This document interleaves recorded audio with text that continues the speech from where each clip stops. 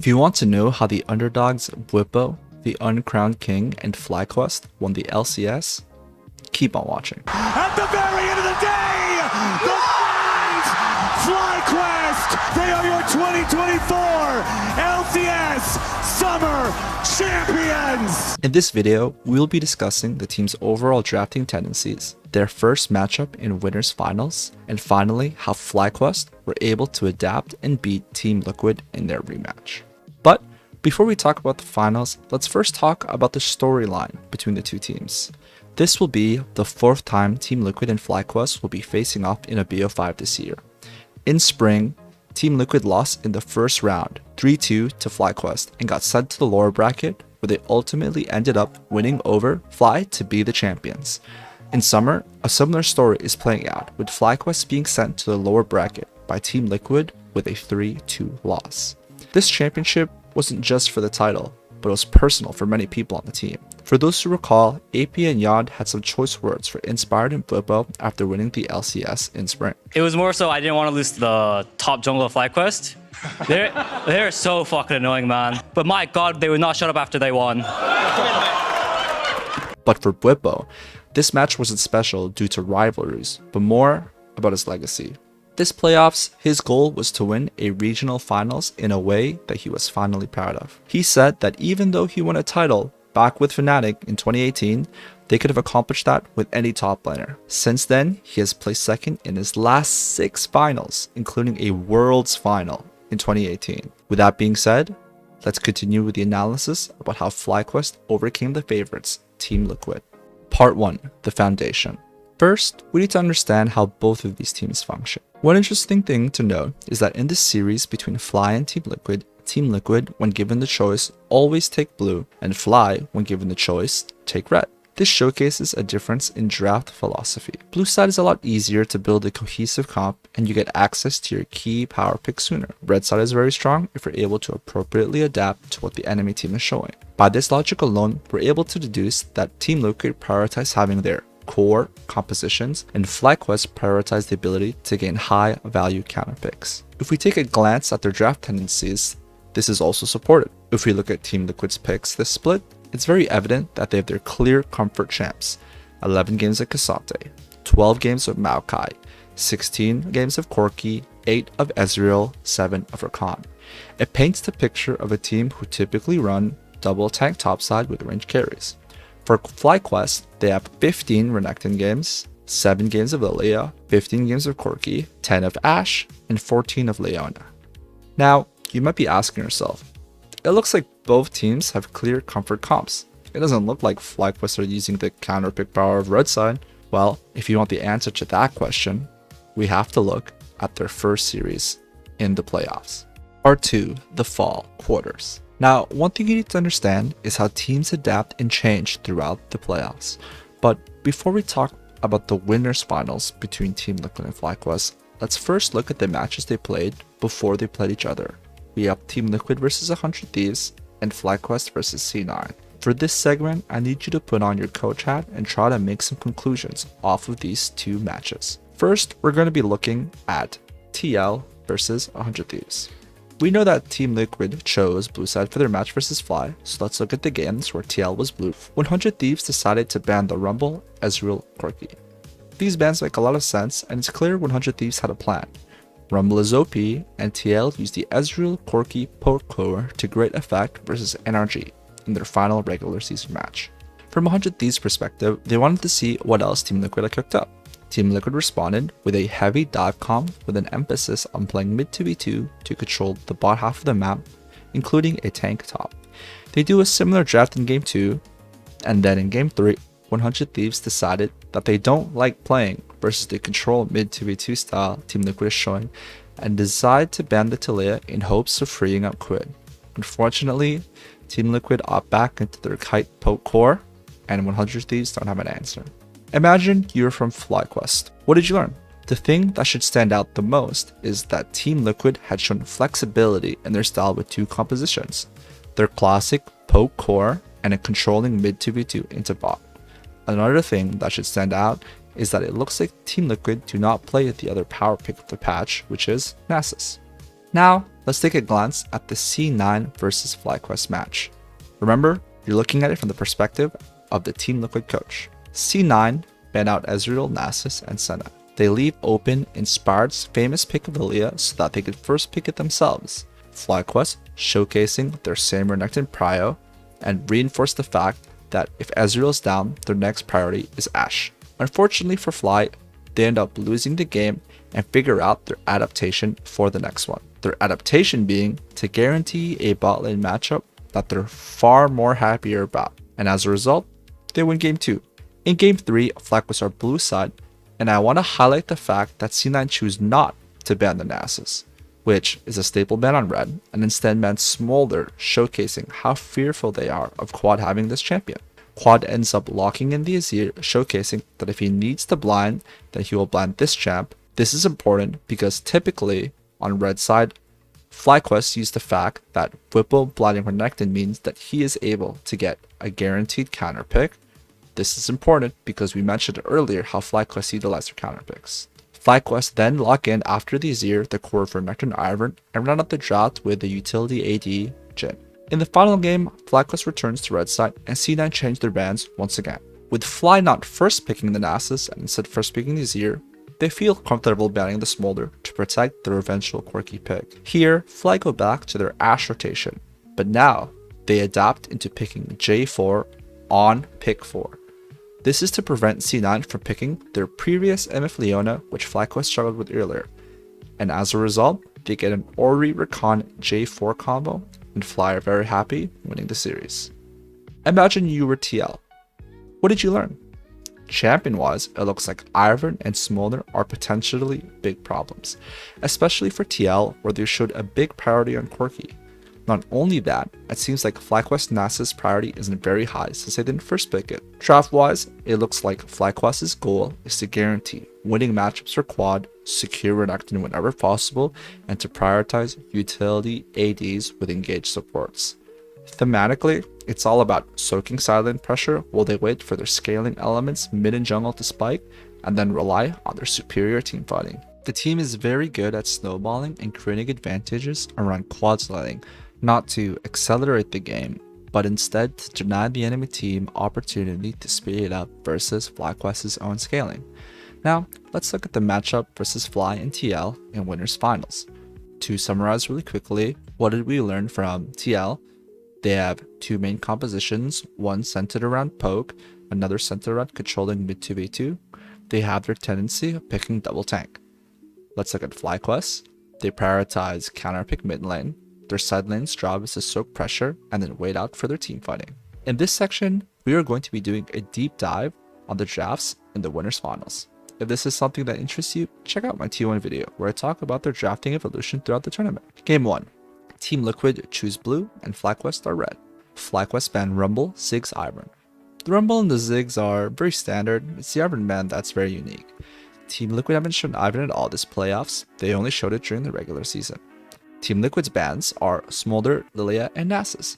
The Nasus being the only interesting thing here, since it shows that Team Liquid aren't confident in picking it. The rest of the draft is fairly standard. Team Liquid take their Quirky, FlyQuest take their patented Renekton, and choose to take Ezreal. This is for two reasons. One, because it's one of Masu's best and most played champs, and two, as a takeaway from the quirky Ezreal poke core that Team Liquid play a lot. Team Liquid ran out their 2 and 3 picks with their standard double tank rotation, Cassante and Maokai, and quad response with an Azir pick. In the second rotation, Fly banned ADs while TL choose to focus down Busio's Leona and Brand for Inspired. Inspired, for his jungle option, decides to take the Amumu, which he has shown a big priority over, and Team Liquid rounded their compensation with Kalista Senna. From this picture, Busio decides to take the Nautilus last. Now, let's look at the comps holistically.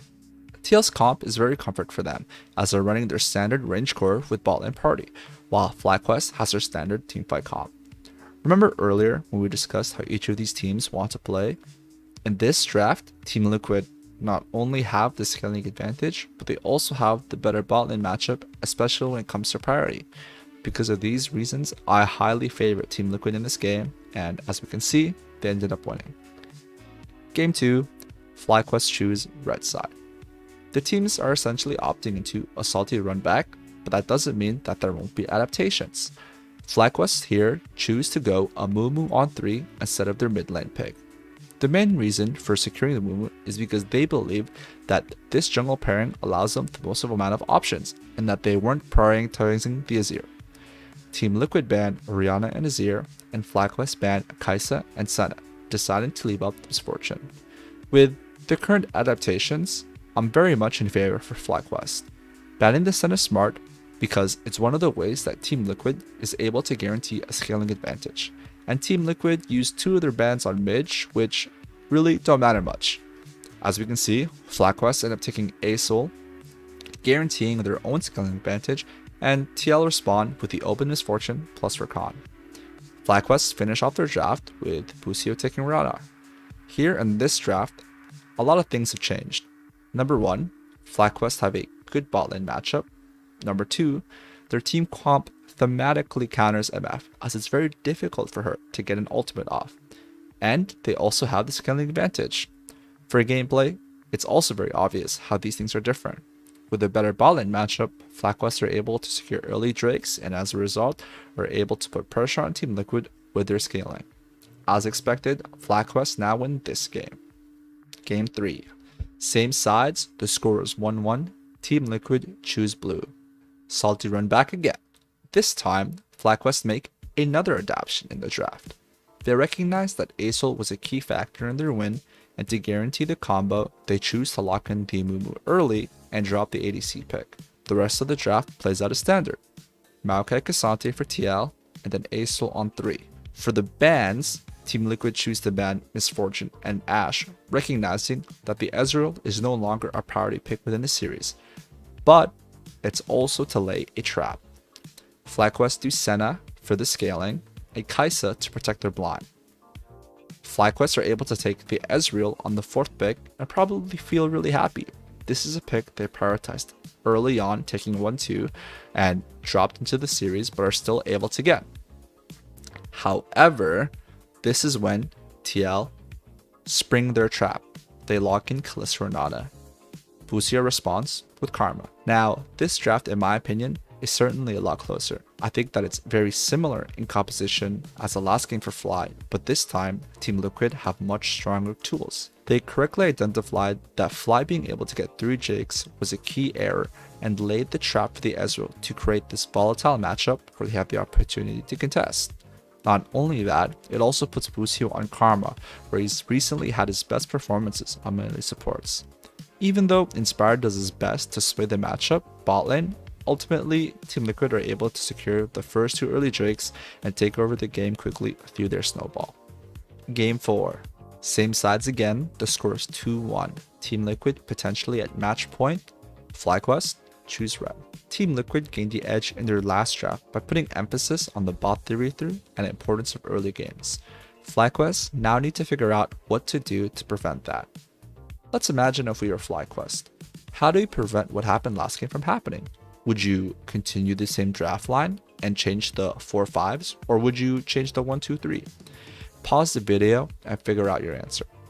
In this case, the adaptation that FlyQuest chose was to take away the Maokai. The reasoning behind this is because a Mumu as a jungler primarily wants to farm for 6.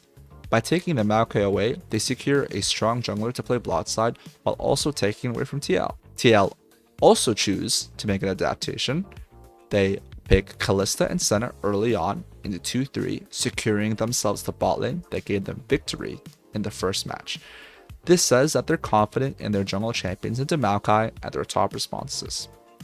FlyQuest take Ashe, a great response to the Kalista, and ban K'Sante and Jax, pitching at Impact. Now, as a viewer, you might be wondering, why don't they ban Sejuani? Sejuani is a counter response to Maokai. Well, if you look at Impact's history, after K'Sante and Jax, his champ count goes drastically down. Not only that, his melee options with Sejuani are incredibly swim. There are Ornn, GP, Mordekaiser.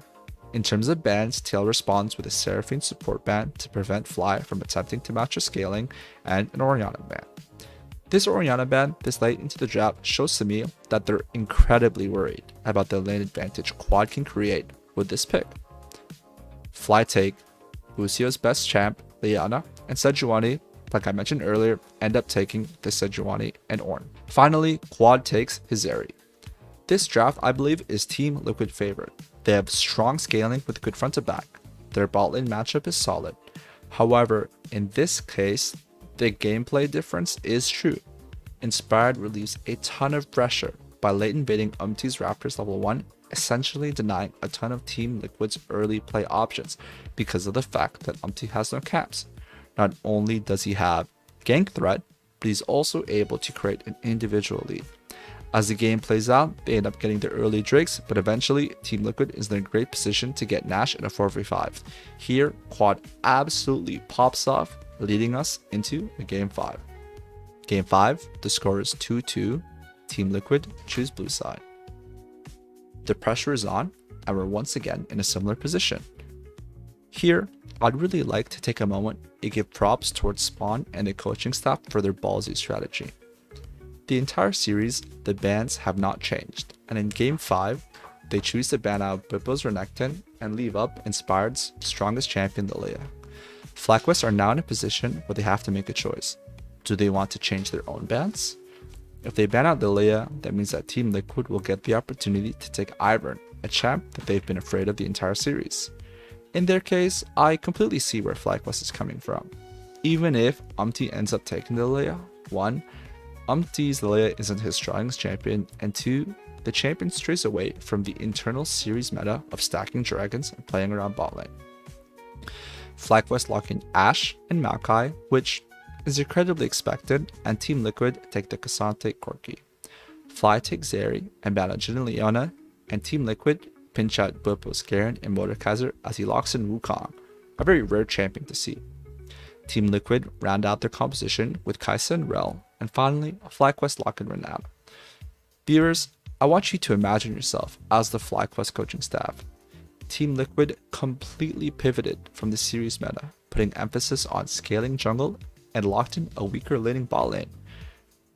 From your perspective, you have everything that shows you'd have success. You have good scaling on FlyQuest, you have easy Drake stack, you have a stronger 3v3 bot lane, and then the game starts and the beauty of Team Liquid's strategy comes to light.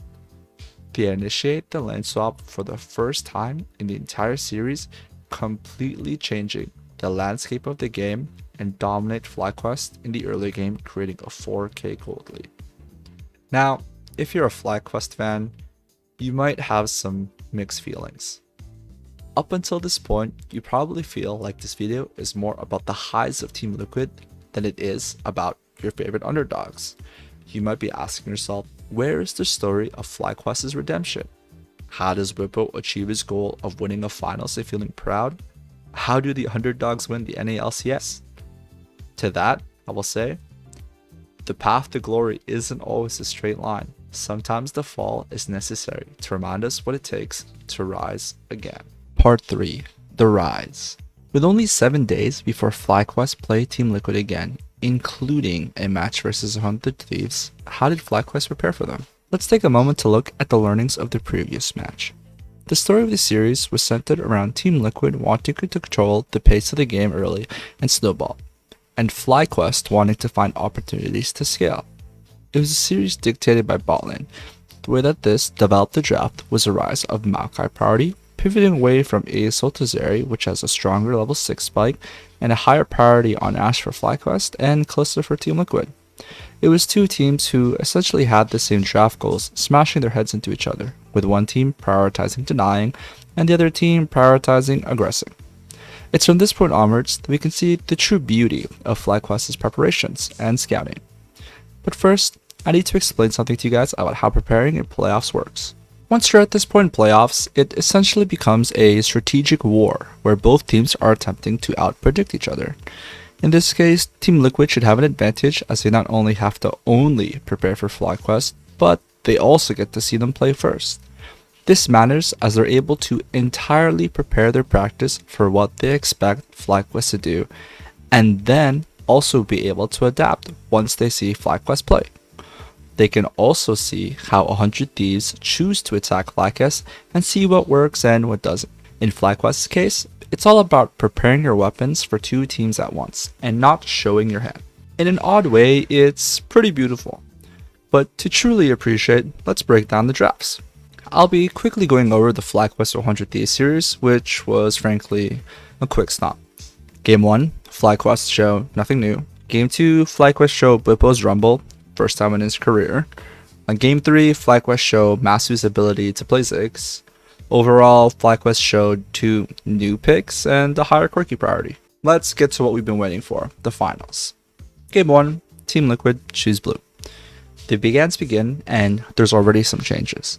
Team Liquid don't want to mess with the Croc and ban it.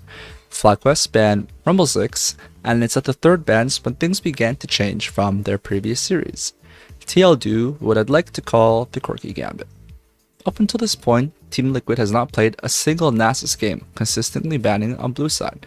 By banning the Zeri over Nasus, this accomplishes multiple things. 1. FlyQuest need to choose if they want to maintain their Nasus ban. 2. Ban the quirky because Team Liquid banned quads only 80 champs he's played into it. Or 3. Ban the Lilia, which Team Liquid first picked themselves in their most recent series. FlyQuest decide to ban the Nasus, and now the game is afoot. Team Liquid can take their pick between Lily and Quirky, and they decide to go for the Quirky. This makes sense since across the world, Maokai is a pretty common response to Lilia. In fact, it's usually seen as winning. Fly take the expected response of Lilia, but now choose to prioritize the Ashe. This is an adaptation from their previous series where they know if they take Ezreal, Team Liquid will slam their Kalista. Team Liquid respond with their standard Maokai Cassante, and now you expect the draft to follow the same theme as semifinals. Wrong. FlyQuest lock in Olaf on pick 3. They also ban Senna and Renata to block out strong bot lane combos for TL. Team Liquid banned Braum since their goal was to blind and engage support themselves in the 4-5 and ban out Tristana as its quad's final meta 80 mid he's shown. This is where FlyQuest do a very intelligent rotation. Instead of picking their mid, they instead lock in Busio's Leona. Now viewer, you might ask yourself, why not pick mid and counterpick support? Well, the answer is, if Team Liquid are able to get Ezreal Leona with Braum ban, then Team Liquid have a really strong bot side combo. Not only that, it's one of Busio's strongest picks he's shown during the playoffs. TL lock in Ezreal Rakan. They could have went Alistar or Rel but opted into the Rakan. And finally, FlyQuest lock in Yone. Now it's really easy for a viewer to go, why didn't they ban Yone? Yone is OP and it's so obvious. And this is where the beauty of what FlyQuest did show itself. Quad has only played 2 Yone games in his entire career. This game and a singular game in NACL. Team Liquid's entire draft strategy was meant to pinch Quad's 80s mid pool, and by crafting this weapon and keeping it hidden in the 100 Thieves match, FlyQuest are able to defeat Team Liquid's plan to attack Quad. Not only that, I want you to also look at the champions being played. Lilia, Olaf, Yone. FlyQuest in the first game also changed what the theme of the series was. Team Liquid likely expected the games to be similar to their semifinals match, bot side and teamfight centric. Instead, FlyQuest drafted a composition meant to punish Team Liquid's tendencies. The weakness of Team Liquid's bread and butter quirky Ezreal poke comp is hard engage and stronger split push. If we look at FlyQuest's draft, they have both. Instead of being the slow-paced team-fighting play around bot lane FlyQuest, their forced mode they showcase is instead centered around playing and creating a mid advantage and using winning side lanes to tear apart the map. It's very common for teams to look back at a series and try to improve what they could have done better. We can pick X champ next time. If we're in this sequence, we can play X differently. However, in these scenarios, it's all about optimizing. FlyQuest instead did something different. Instead of optimizing, they instead changed their approach and attacked Team Liquid to counter them thematically. Carry jungle plus melee buster top lane. It's time for the Inspired and BWIPO show. BWIPO coming around from the side, wants to try to get past Impact, going into the back, looking for Yawn. There goes the Viking, he's on a rampage. FlyQuest just caught 3 of them. Game 2, Team Liquid choose blue side. Both teams have made adaptations. Team Liquid go for an Ashe ban to open up the Kalista, and as a result, Nasus is up. Once again, FlyQuest is put in a situation where they have to make a choice. Will they ban Nasus on red, Will they ban the Lilia or will they ban the Corki? In this case, FlyQuest chose to ban the Lilia. As an outsider, we can't know for sure what exactly was FlyQuest's thought process, but we can try to guess. From what it looks like, the plan was to pick Brand, a strong carry mage jungler that excels versus multiple melee champs, which falls in line with their adaptation. Another assumption would be that APA wouldn't be able to play Nasus at a high level. To continue on the analysis, TL ended up choosing the Nasus over the Corki, and FlyQuest's response was taking the Corki and Jhin. Team Liquid take the Kalista Senna, as expected, and FlyQuest then take the Brand.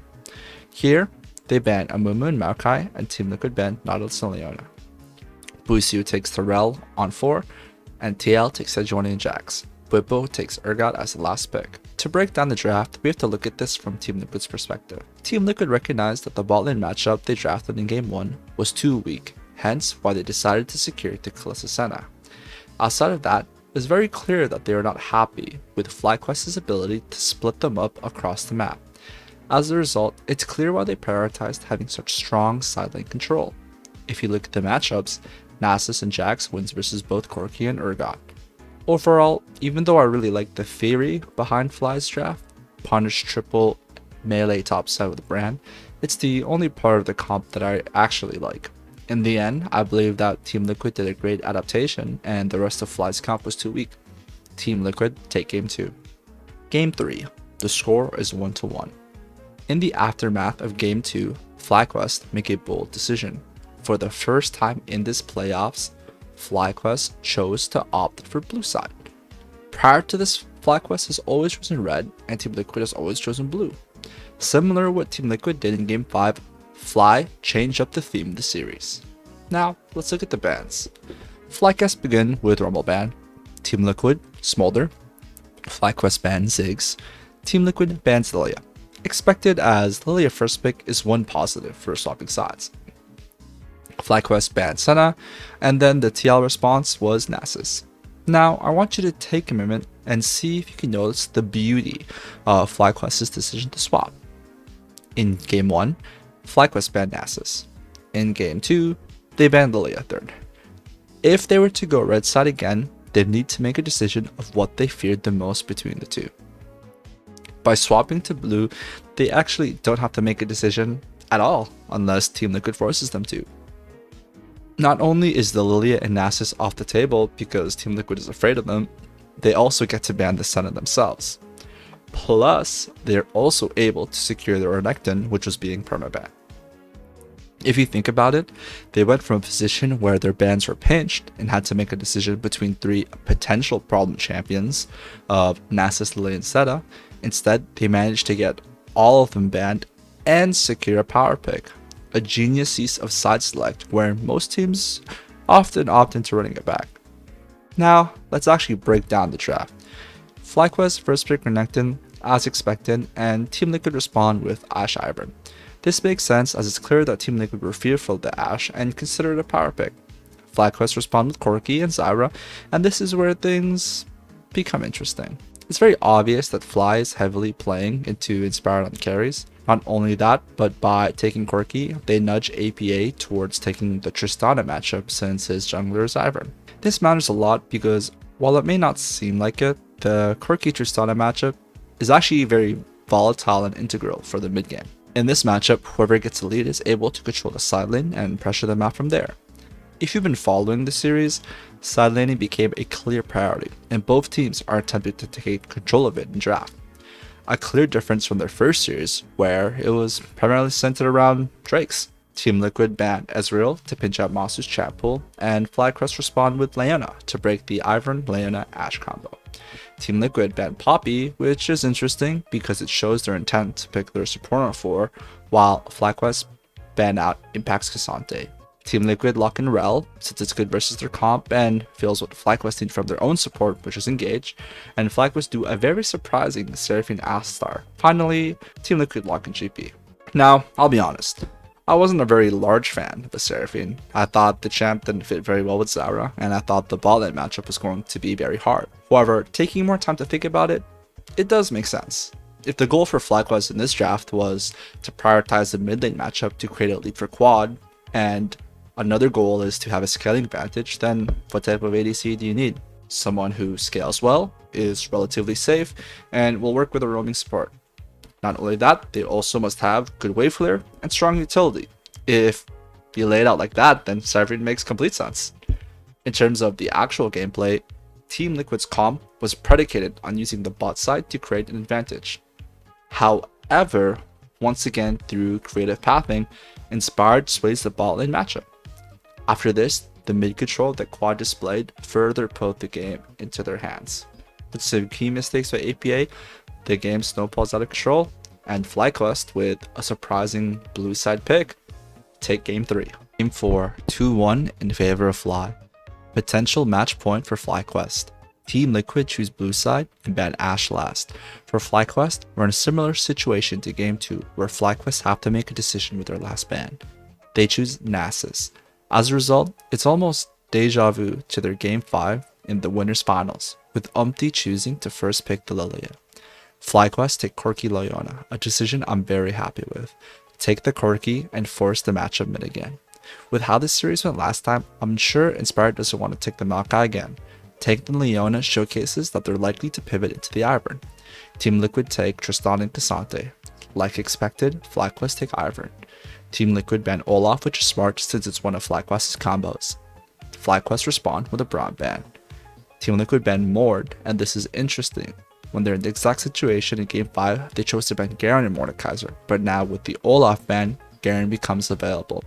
This is based off of what BWIPO was able to do in the 100 Thieves series. FlyQuest ban the powerful Senna, and FlyQuest take the Garen as expected.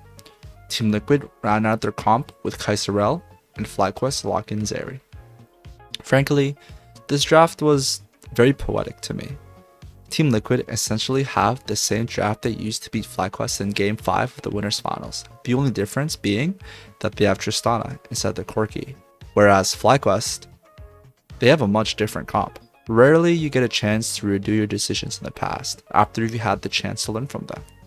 In this case, in a similar situation, it's obvious that FlyQuest has changed. Draft to draft, I favor FlyQuest more. The Corki Tristana matchup is one where I highly favor Quad Pusio on his best champ. I think the Ivern Garen that they have completely breaks Team Liquid's comp.